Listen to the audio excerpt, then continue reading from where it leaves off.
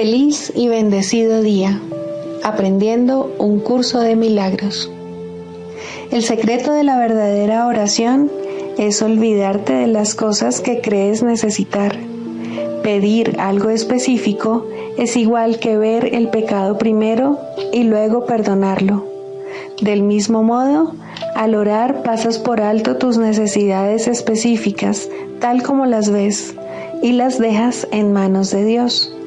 Ahí se convierten en los regalos que le haces, pues le dicen que no antepondrás otros dioses a Él, ni que quieres otro amor que el suyo. Este libro es un comienzo, no un final. El perdón es algo desconocido en el cielo, donde es inconcebible que se pudiese necesitar. En este mundo, no obstante, el perdón es una corrección necesaria para todos los errores que hemos cometido. Perdonar a otros es la única manera en que nosotros mismos podemos ser perdonados, ya que refleja la ley celestial, según la cual dar es lo mismo que recibir. El cielo es el estado natural de todos los hijos de Dios, tal como Él los creó. Esa es su realidad eternamente, la cual no ha cambiado porque nos hayamos olvidado de ella.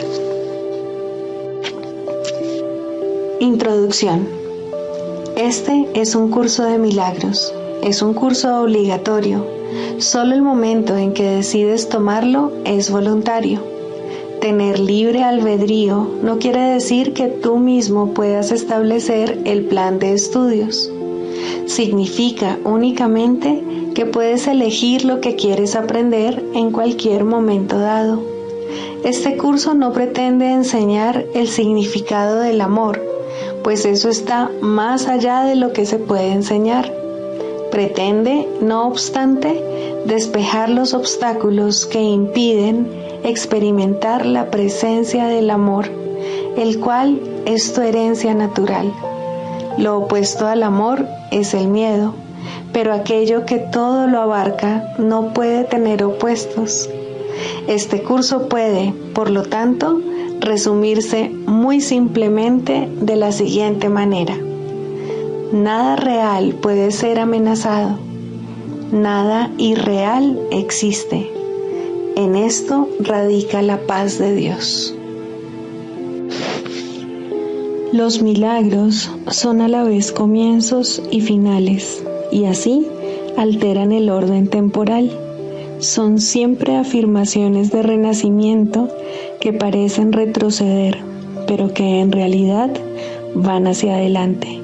Cancelan el pasado en el presente y así liberan el futuro. La zona fronteriza.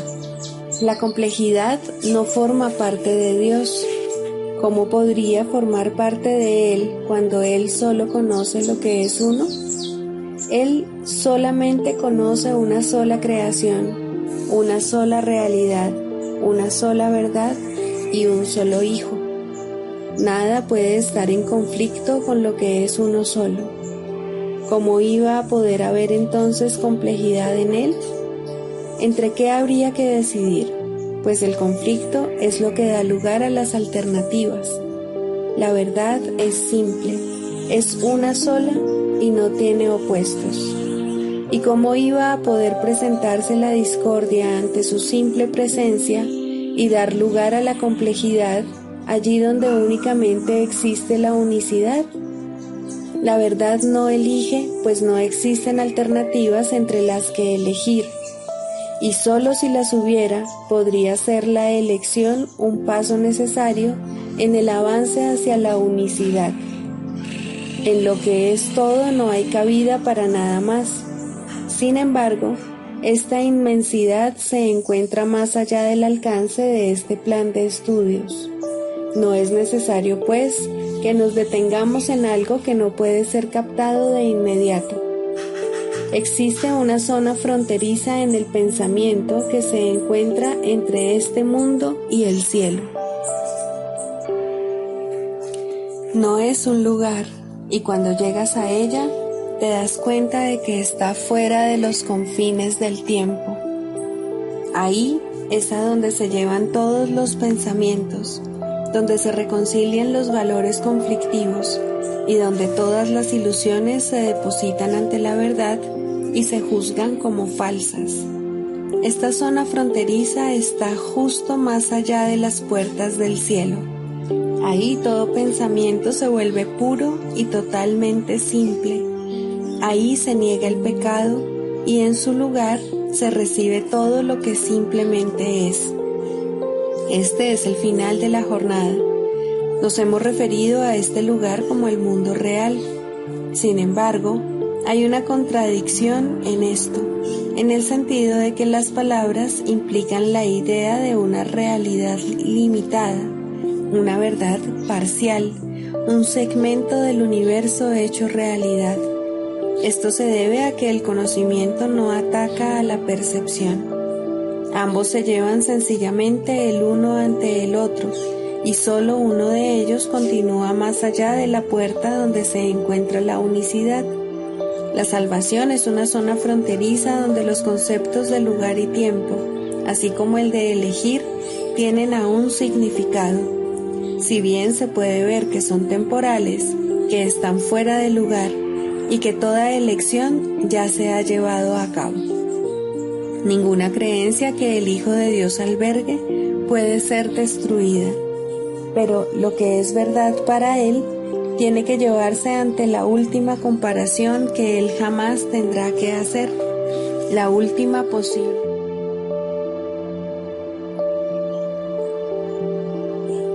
Se trata del juicio de la verdad con respecto a la ilusión y el del conocimiento con respecto a la percepción. No tiene ningún significado y no existe. Esto no es algo que tú decidas, es la simple declaración de un simple hecho. Pero en este mundo no hay hechos simples porque todavía no está claro lo que es lo mismo y lo que es diferente. Esta distinción es lo único que se debe tener en cuenta a la hora de tomar cualquier decisión, pues en ella radica la diferencia entre los dos mundos. En este mundo, elegir se vuelve imposible. En el mundo real se simplifica. La salvación se detiene justo antes del umbral del cielo, pues solo la percepción necesita salvación. El cielo jamás se perdió y por lo tanto no se puede salvar. Mas, ¿quién puede elegir entre su deseo del cielo y su deseo del infierno, a menos que reconozca que no son lo mismo? Reconocer la diferencia es la meta de aprendizaje que este curso se ha propuesto. No irá más allá de este objetivo. Su único propósito es enseñar qué es lo mismo y qué es diferente, sentando así las bases sobre las que hacer la única elección que se puede hacer. Este mundo complejo y súper complicado no te ofrece ninguna base sobre la que elegir, pues nadie comprende lo que es lo mismo y todo el mundo parece estar eligiendo entre alternativas que realmente no existen. El mundo real es la esfera de la elección hecha realidad, no en el resultado final, sino en la percepción de las alternativas entre las que se puede elegir. La idea de que hay alternativas entre las que elegir es una ilusión. Aún así, dentro de esta ilusión yace el deshacimiento de todas las ilusiones, incluida ella. ¿No se parece esto a tu función especial, en la que la separación se subsana al pasar de lo que antes era el propósito de ser especial a lo que ahora es el de estar unido? Todas las ilusiones son una, y en el reconocimiento de este hecho radica el que puedas abandonar todo intento de elegir entre ellas y hacerlas diferente. Qué fácil es elegir entre dos cosas que obviamente son distintas. En esto no hay conflicto. Abandonar una ilusión que se reconoce como tal no puede ser un sacrificio. Cuando se desposee de realidad a aquello que nunca fue verdad, ¿cómo iba a ser difícil renunciar a ello? y elegir lo que por ende no puede sino ser real?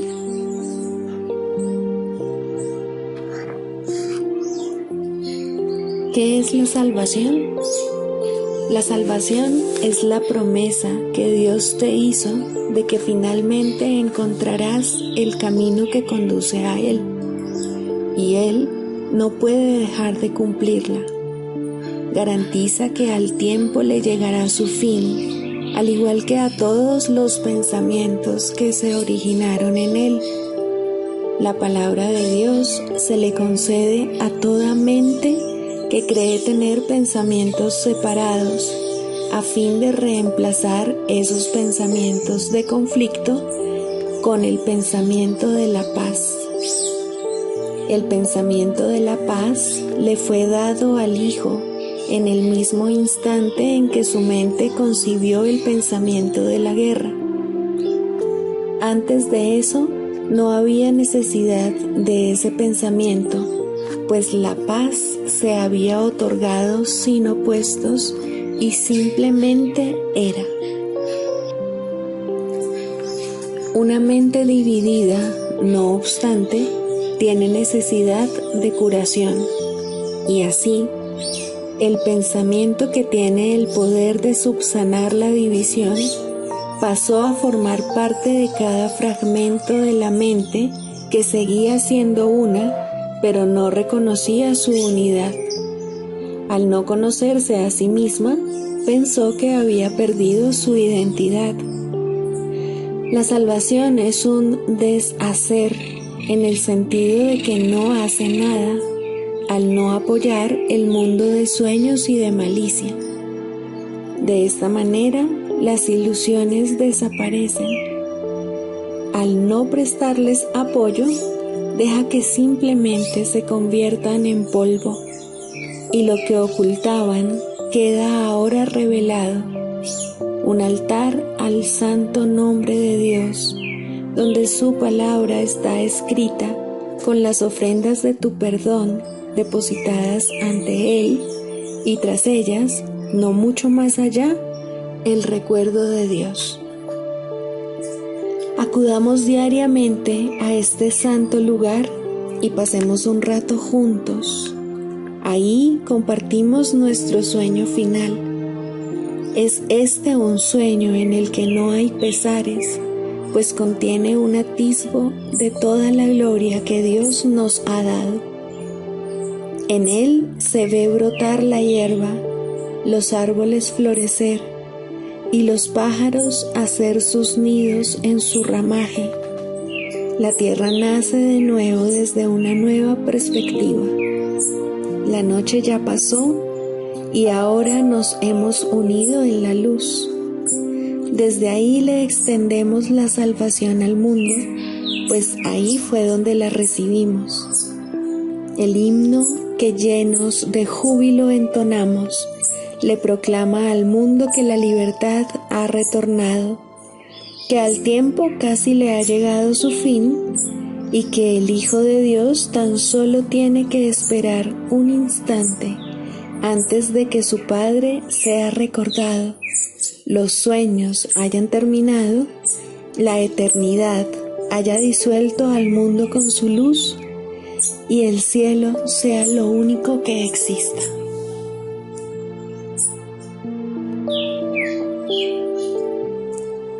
Lección 236. Gobierno mi mente, la cual solo yo debo gobernar.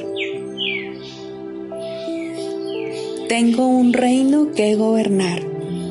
Sin embargo, a veces no parece que yo sea su rey en absoluto, sino que parece imponerse sobre mí y decirme cómo debo pensar y actuar y lo que debo sentir. No obstante, se me ha dado para que sirva cualquier propósito que yo perciba en él. La única función de mi mente es servir.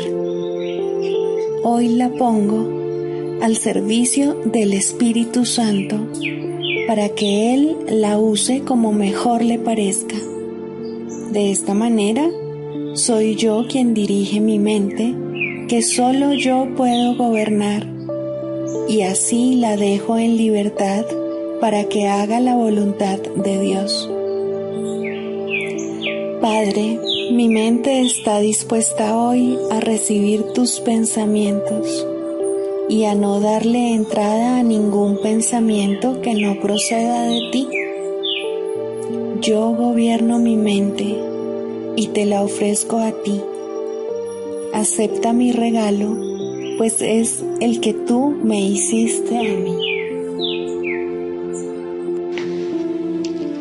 Mansedumbre.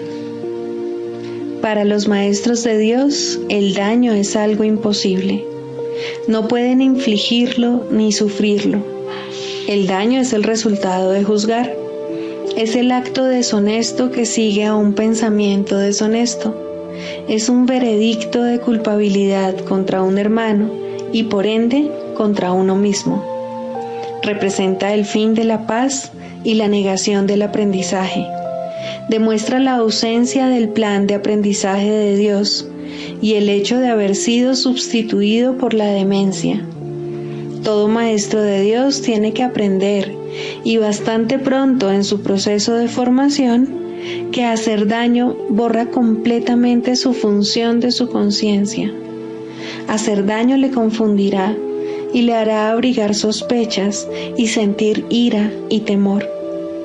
Hará que le resulte imposible aprender las lecciones del Espíritu Santo. Tampoco podrá oír al Maestro de Dios, quien solo puede ser oído por aquellos que se dan cuenta de que hacer daño, de hecho, no lleva a ninguna parte y de que nada provechoso puede proceder de ello. Los maestros de Dios, por lo tanto, son completamente mansos. Necesitan la fuerza de la mansedumbre, pues gracias a ella, la función de la salvación se vuelve fácil. Para los que hacen daño, llevar a cabo dicha función es imposible. Pero para quienes el daño no tiene significado, la función de la salvación es sencillamente algo natural. ¿Qué otra elección, sino esta, tiene sentido para el que está en su sano juicio? ¿Quién, de percibir un camino que conduce al cielo, elegiría el infierno? ¿Y quién elegiría la debilidad que irremediablemente resulta de hacer daño cuando puede elegir la fuerza infalible, todo abarcante e ilimitada de la mansedumbre? El poder de los maestros de Dios radica en su mansedumbre, pues han entendido que los pensamientos de maldad no emanan del Hijo de Dios ni de su Creador. Por lo tanto, unen sus pensamientos a aquel que es su fuente, y así su voluntad, que siempre fue la de Dios, queda libre para ser como es. ¿Existe la reencarnación? En última instancia, la reencarnación es imposible. El pasado no existe ni el futuro tampoco, y la idea de nacer en un cuerpo, ya sea una o muchas veces, no tiene sentido. La reencarnación, por lo tanto, no puede ser verdad desde ningún punto de vista.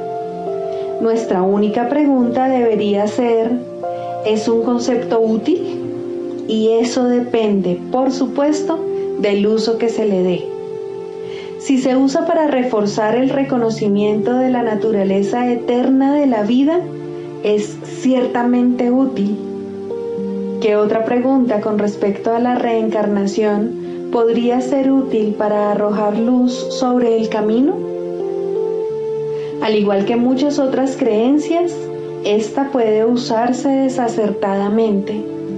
En el mejor de los casos, el mal uso que se hace de ella da lugar a preocupaciones y tal vez a orgullo por el pasado.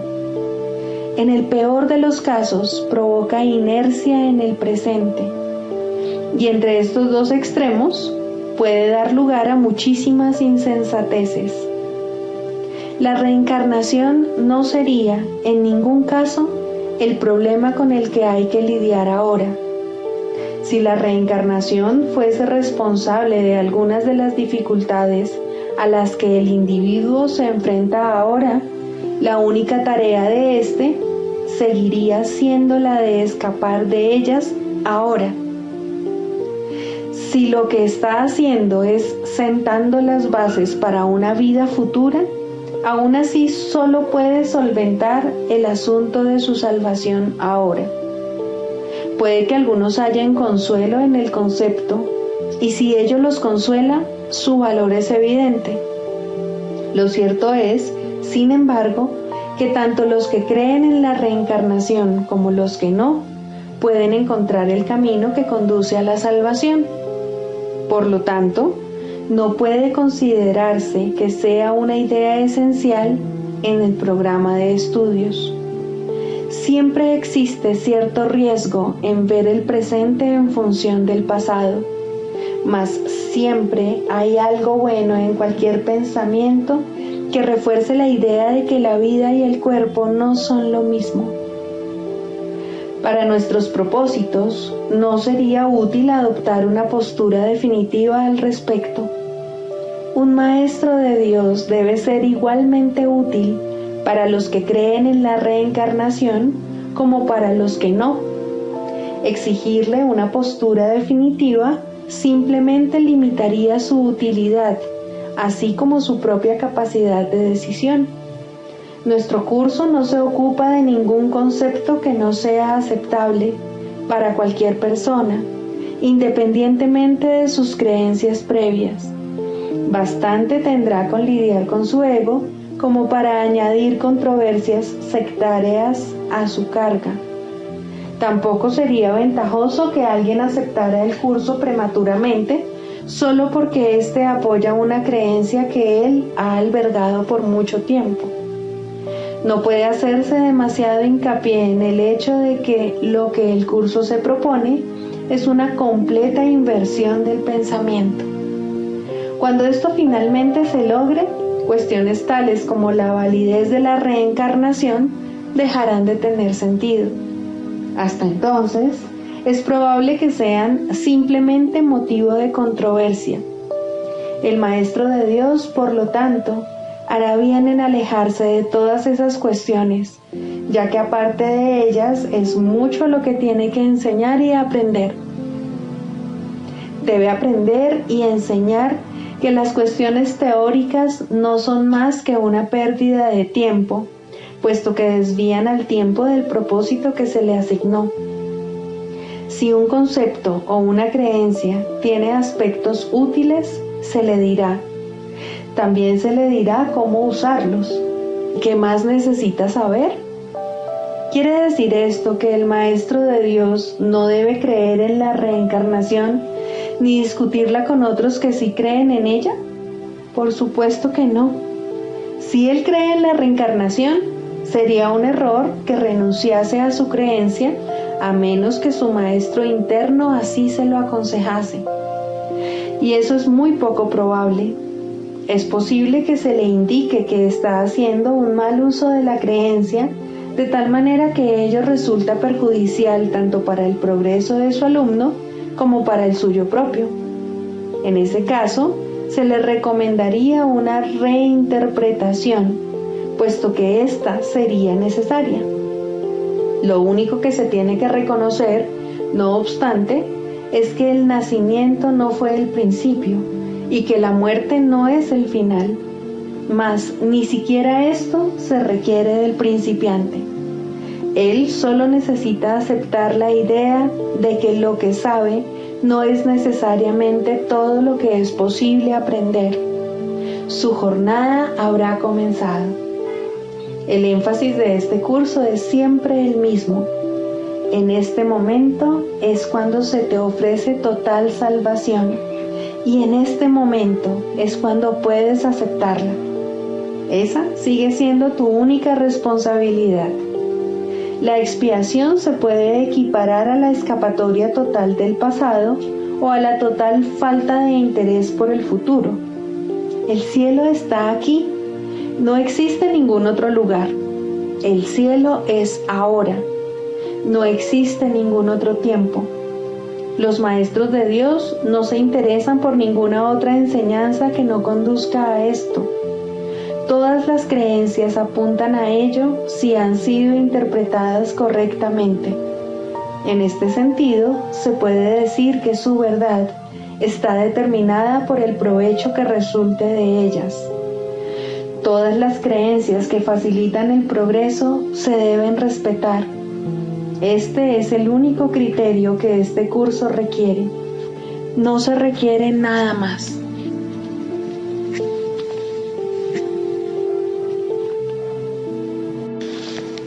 Mente, espíritu. El término mente se utiliza para representar el principio activo del espíritu, el cual le suministra a éste su energía creativa. Cuando el término va con mayúscula, se refiere a Dios o a Cristo, es decir, a la mente de Dios o a la mente de Cristo. El espíritu es el pensamiento de Dios que Él creó semejante a sí mismo. El espíritu unificado es el único Hijo de Dios o Cristo. En este mundo, puesto que la mente está dividida, los hijos de Dios parecen estar separados. Sus mentes, asimismo, no parecen estar unidas. En ese estado ilusorio, el concepto de una mente individual parece tener sentido. En el curso, por lo tanto, se describe a la mente como si consistiera de dos partes, el espíritu y el ego.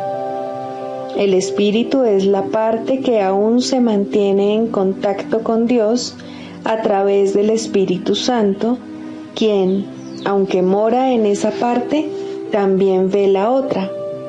No se usa el término alma, excepto en citas directas de la Biblia, por ser un término sumamente polémico. En cualquier caso, sería un equivalente de espíritu, entendiéndose que, al formar parte del ámbito de Dios, es eterna y nunca nació. La otra parte de la mente es completamente ilusoria y solo teje ilusiones. El espíritu conserva su potencial creativo, pero su voluntad, que es la de Dios, parecerá estar cautiva mientras la mente no esté unificada. La creación continúa imperturbable porque esa es la voluntad de Dios.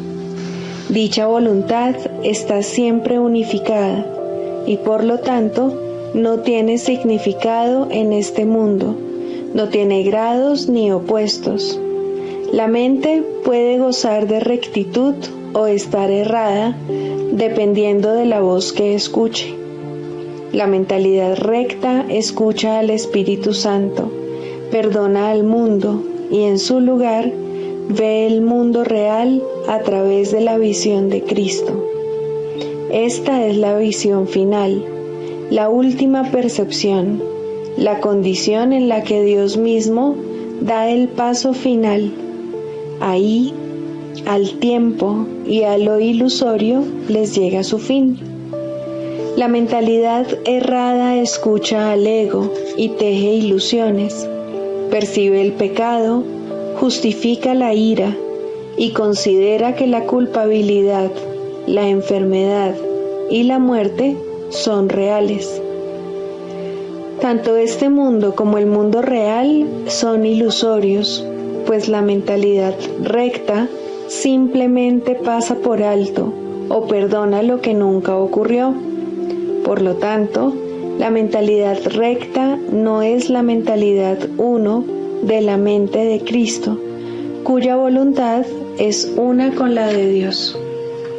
La única libertad que aún nos queda en este mundo es la libertad de elegir, y la elección es siempre entre dos alternativas o dos voces. La voluntad no está involucrada en la percepción a ningún nivel y no tiene nada que ver con el proceso de elegir.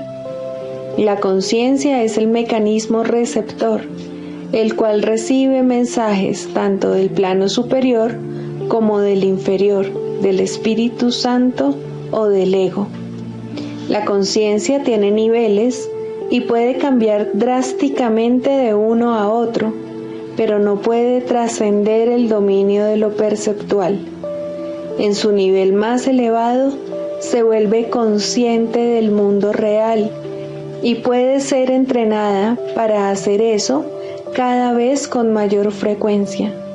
Sin embargo, el hecho mismo de que tenga niveles y de que pueda ser entrenada demuestra que no puede alcanzar el conocimiento.